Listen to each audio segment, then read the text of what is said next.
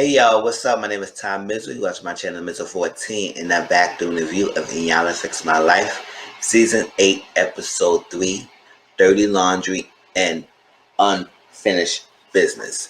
Alright, so this is a continuation of the Dirty Laundry episode that aired in December, the one that they ended with and took a break before the season started back.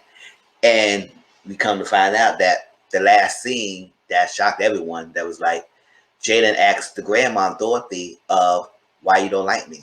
What did I do? What happened? It's like you never care for me and all that stuff like that. Miss Dorothy sat up you like, well, yeah, I say I love my grandchildren, but it's just I can't say I like all of them, and you just one of them I just don't like. And that's how the episode ended.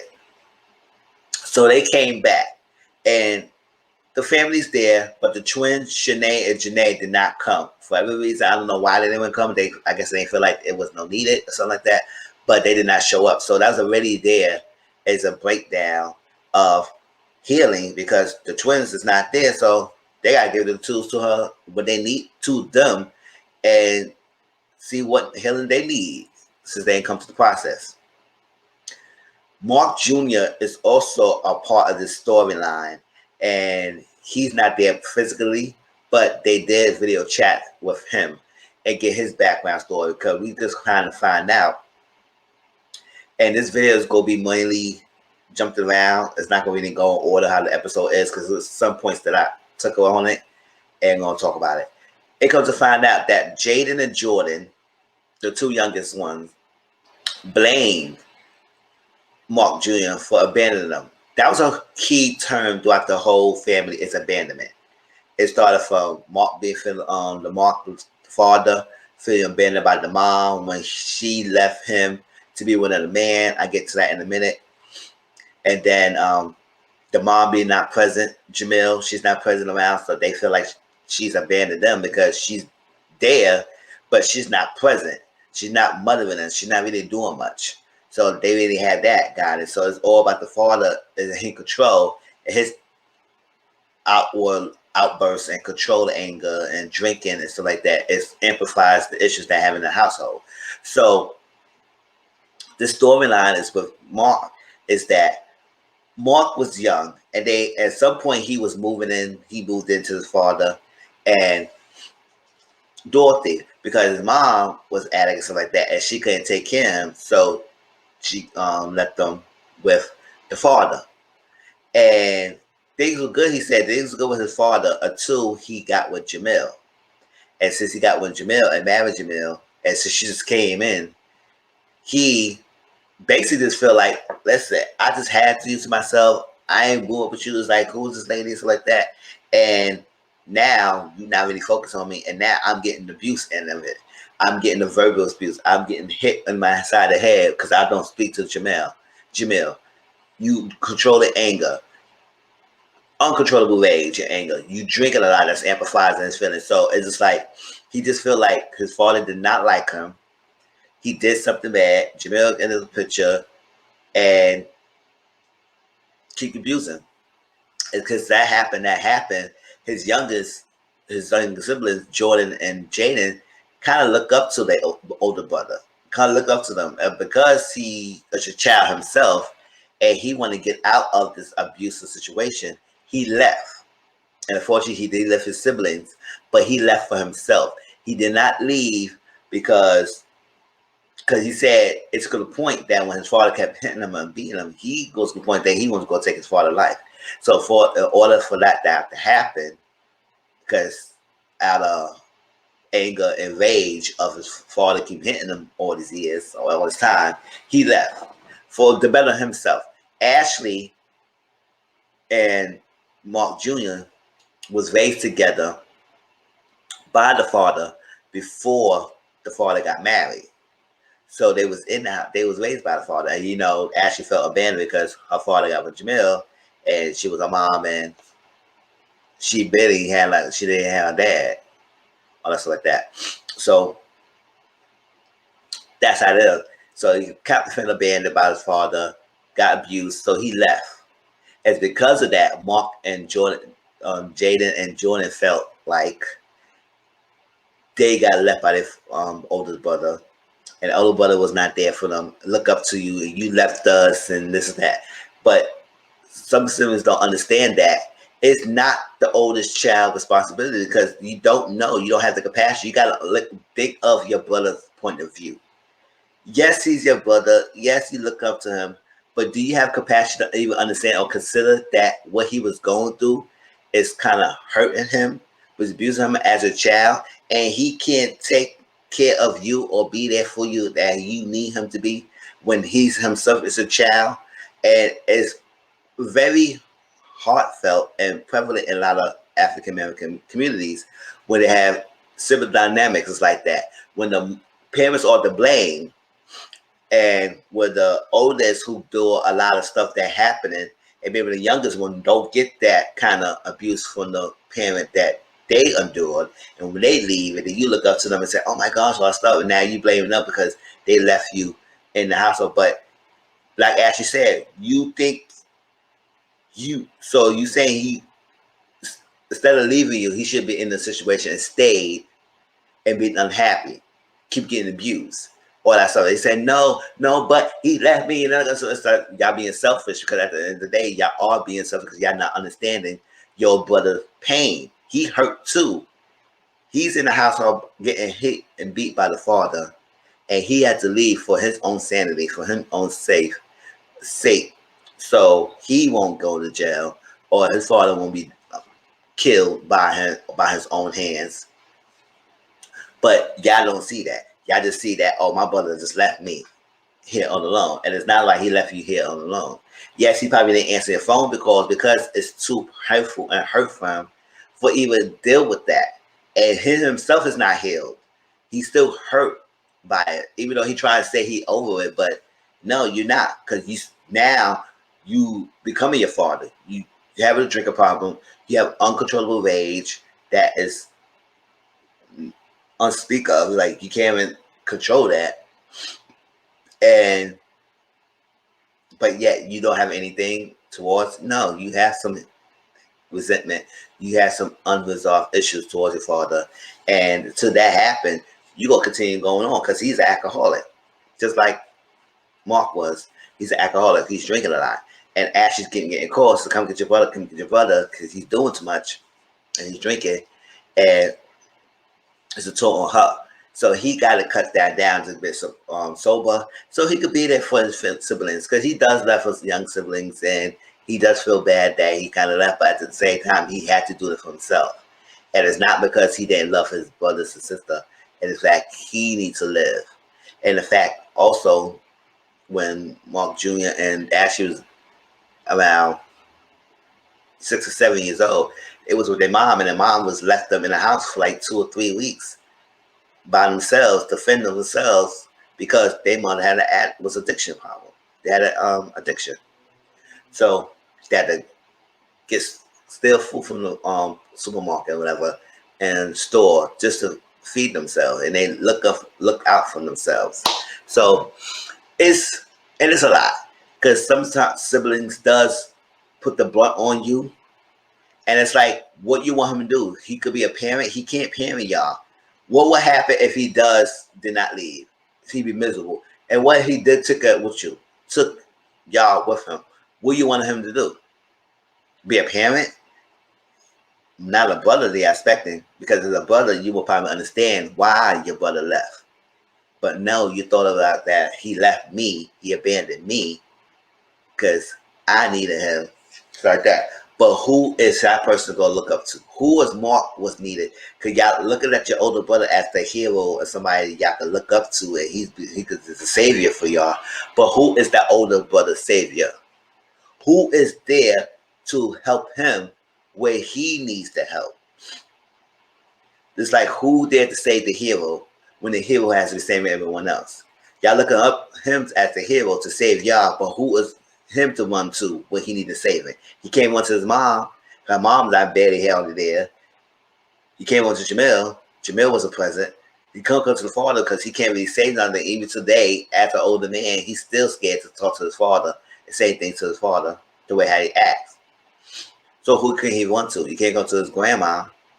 So that's the whole thing. So they had to have the compassion to understand. And Jaden started to realize that, yes, I should have more compassion because I understand why he left now. And I was being selfish and stuff. Another thing that stood out to me is the part of Miss Dorothy, the grandma, had the emotional affair, or at least emotional connection to her son to make him an emotional husband. And it's a lot. A lot of mothers does that to young boys to make the and tell the boys all their issues, their problems, impact heaviness on them, make them an emotional husband. Like, because you had the physical man in you, your son is the person that you lean on to become the man. And that would happen because when his mom was going down and out, she had nothing and nothing to pay the bills, and she can't pay the rent. She inject that on that. She project that on her son, and her son took that in. The fact that, oh, my mom need help. She can't pay the rent. I gotta do what I gotta do to make sure my mom's good. But she don't realize she was doing her son a disservice, because it's not your son's job to step up and be a parent at a young age, or be a man of the household when he's a child himself, with no father figure around, no guidance to tell him anyways. But he's going by, oh, my mom need me, you left me. And when he was explaining that, he said, you left me to be with him. It made it seem like he was the man, or he was your husband. How dare you leave me to be one of the men? Well, I'm the one who was there for you. And because the mom was always pouring her feelings out, put all her emotions towards her son to make her son feel so badly for her, feel like she needs saving. And that's what his complex, a saving hero complex, that he needs to save a broken person. And it probably started from his mom. His mom was down and out. She was broken. He think he needs to save her. So he had to lie. He had to cheat. He had to steal. He had to hustle.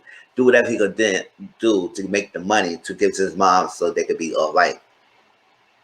So when I was asked to live down there with you and be there for you and go to DC, you had the nerve to tell me that I can't go with you, with your husband, who's she's still married to now, that I can't go to you and come live with y'all at your household.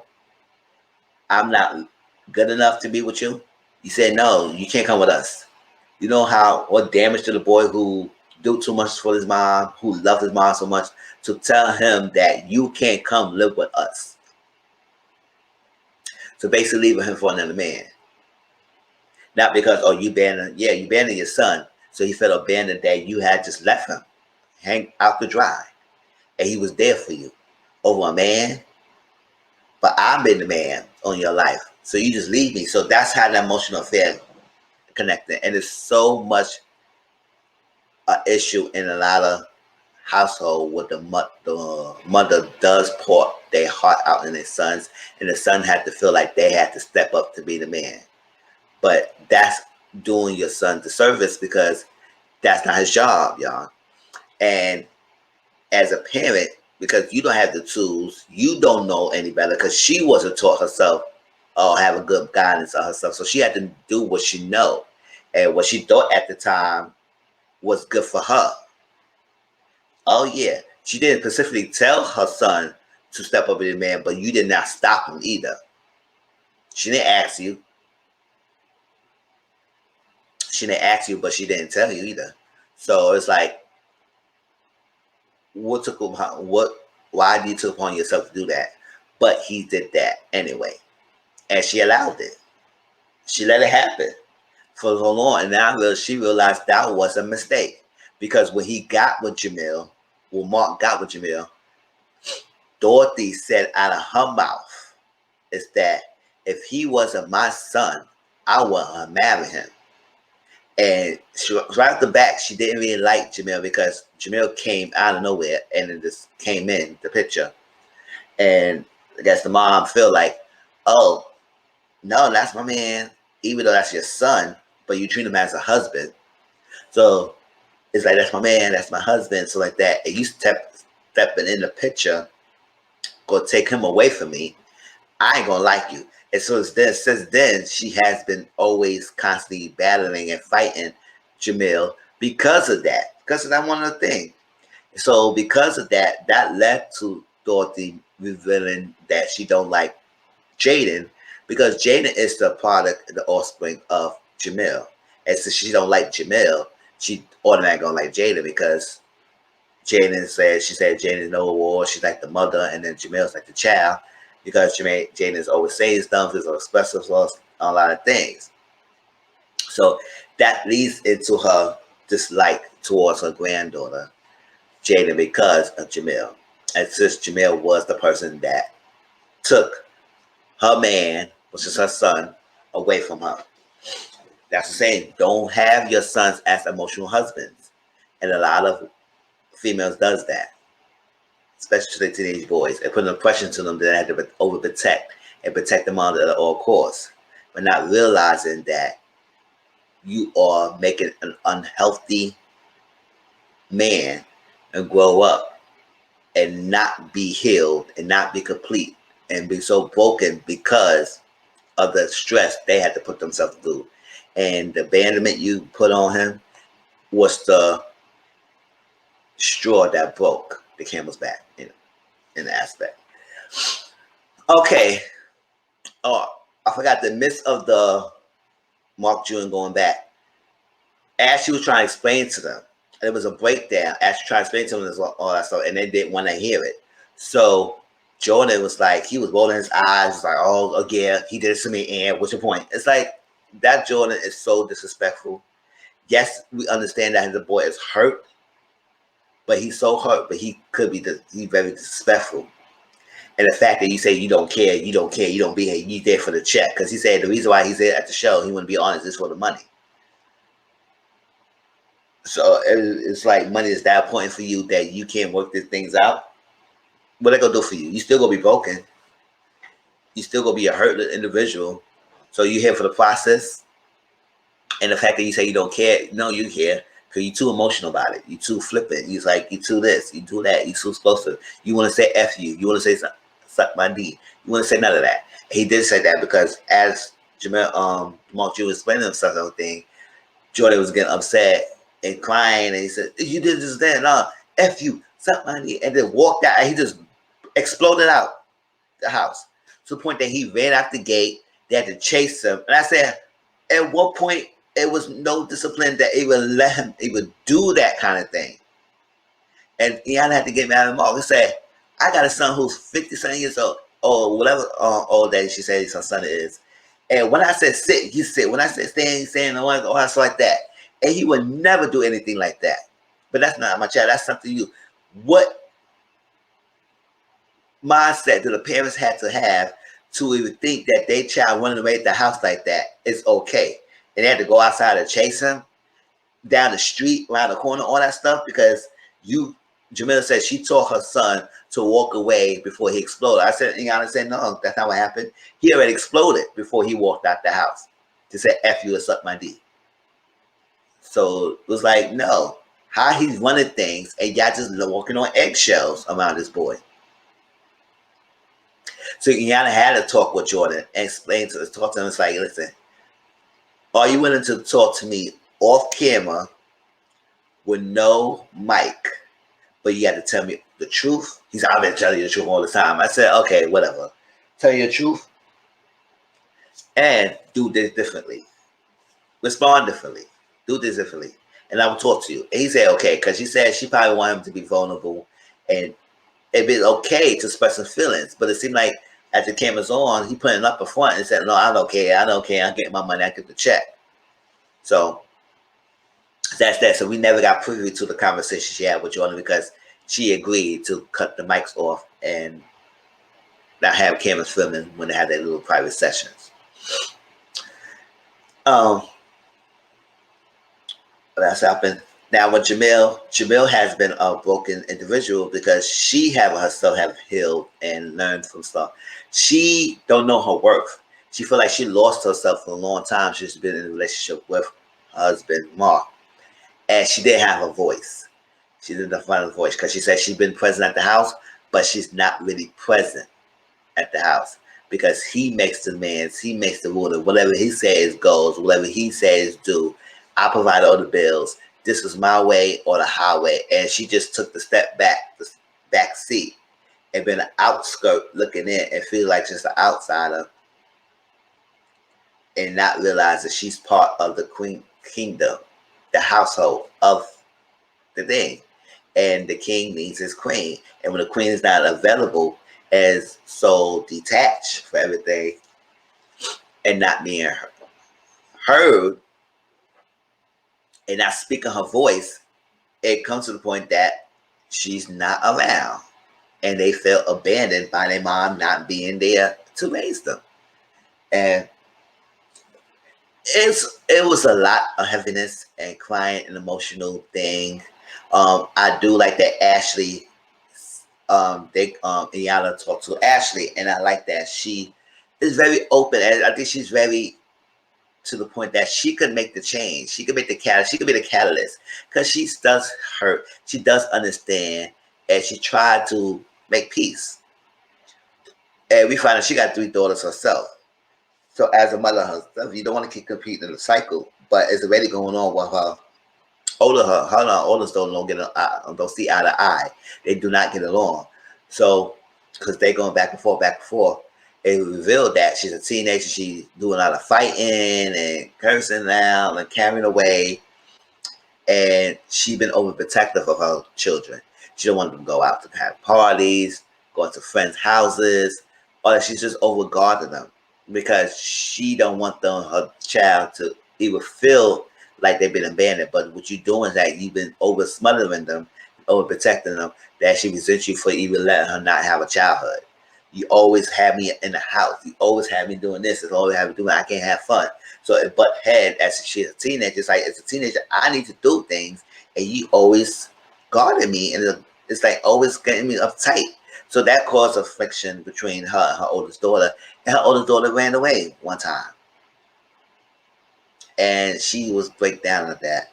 And I do like that as she has the capacity to make a change and do well. And that's that. Let's see. So Iyanla had like a ceremony for Jamil, and to rejuvenate herself, to have an upcoming ceremony of speaking of new existence, being a new self, with self-reflection, self-rejuvenating, and refreshing, start over. Give herself the ability to cleanse herself of the unspokenness person, the hurt, the pain, the broken individual, and at the process find her voice. So the group of women who've been in the process of Iyanla, or the spiritual praying and cleansing and getting her to revitalize her bringing, her person, and be the person that she could be in a relationship, and work on herself, because it's not going to be easy to work on herself long enough to know that she has the power to be there for her children, to make things right, to work better. So it's like she needs to get her voice back, and that's what it was. And then Dorothy said, "I apologize." And I was like, for Dorothy that we saw the last of December, it's not the same Dorothy we see now. Like, she's apologetic, she's open, she wanted to talk, she realized she's the queen mother and she can make things right, because it does fall on down her. Because all this breakdown happened because of that. From when Mark said the reason when he started at 14, he saw someone burglarize his burglar. Wait, burglarize. Wait, hold on, I can't say the word. Burglarize the home. Whatever. I can't say the word, y'all. Yeah, burglarize the home. And he has a friend, and he accused the friend of it. And so it's like the friends had revenge, and I guess it found him at gunpoint, and he retaliated by busting the guy's head open, and he had to go away. And had to go away. And then come back, and then you get that news that he can't be with his mom and stuff like that. a lot. So it has been physical violence. It has been verbal violence and emotional abuse and stuff that he needs to do to make it there for his mom. For his mom, yeah. And so it just changed him. And since then, he just been angry and he been hurt and he been abandoned and all that stuff like that. And for him who have no guidance to tell him who to be a man and how to handle things differently, he become a parent himself. And because he becomes a parent himself and dealing with someone who he needs to do is a saving mentality, because at the time he got with Jamil, she probably was pregnant. So he said, let me save her. Because I save her, it puts a position that you need him and you rely on him so much. And that's what's that. So he has to think that, because he said it was very interesting that the first two baby moms you had was addictive, who was suffering for addiction. So you had the mentality by saving them, never help them out. But now you can't help them too much because the addiction took over. Then you move on to the next. Then that worked out. Then you move on to the next. And then Jamil's pregnant, so you wanted to save her, and you had to repeat in the pattern of doing that. So you choose broken woman to save, but you yourself is a broken man. So y'all both have things to work on at the end of the day. And at the end of the day, Ashley and Jane spoke their assault experiences. Jane it happened in her grandma house, and she never told her grandma because she didn't feel safe to tell her grandma and everything, because she was going to blame her, and she never get to tell her dad because of that, because she said her dad is crazy. She's scared of how her dad react. And Ashley, it happened under her dad's nose at a party. Everybody was drinking and hearing and having a good time and music, but she got put to the side and got violated. And when she told her father, it was like he didn't understand that, how he just hurt and this happened to him under his nose. So, and that's what Jenny said, she'll have compassion for her brother Mark Jr. because she understands now. And Dorothy and Jenny said she gonna need some time to even forgive Miss Dorothy, because she just to say a lot of things. Miss Dorothy was gonna do a lot of things, saying things to Jaden that make her feel like she really didn't like her. And so Jaden says she's apologized. Dorothy says she apologized. She would make it work. She would love her grandchildren. But we got to come to the point that, listen, we got to come to understand it. And Jaden had to realize she can't keep reliving the past. So if you're going to really give your grandma a chance, give her a chance to make things right. So Iyanla had a broken pieces of heart, and because in the household, the house is where the heart is. The home is where the heart is. But since the home is there and all these broken pieces is not whole, then how are you really healing? So each one of them have broken pieces of a headache, and so like that. So from that, it causes causes division in the household.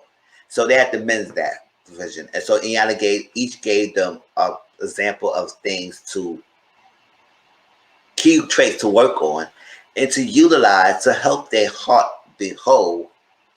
And Mark Jr. got the willingness and forgiveness. Willing to forgive your father, willingness to have a relationship with your family and being there for them and talk to your siblings. Jordan had discipline and humility. Jaden had humility and kindness. Ashley had self-acceptance and courage. Jamil had know thyself, know who you are. Dorothy had love and nurturing. And Mark had vulnerability and willingness.